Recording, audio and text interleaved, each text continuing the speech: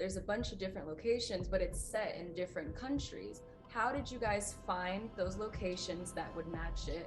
And then how did you coordinate it to make it seem like you're in those countries?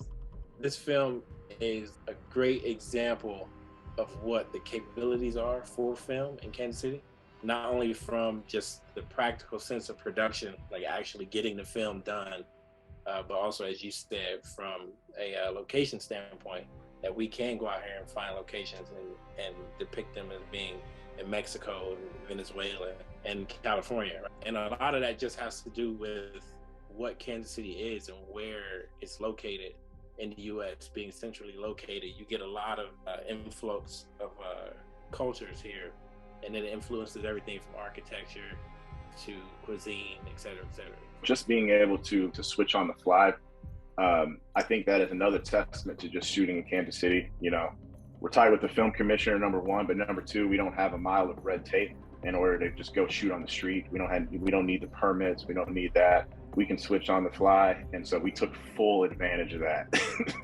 In a summary, I think we did this in a very unconventional way. I think there's a lot of productions where there is a lot of planning.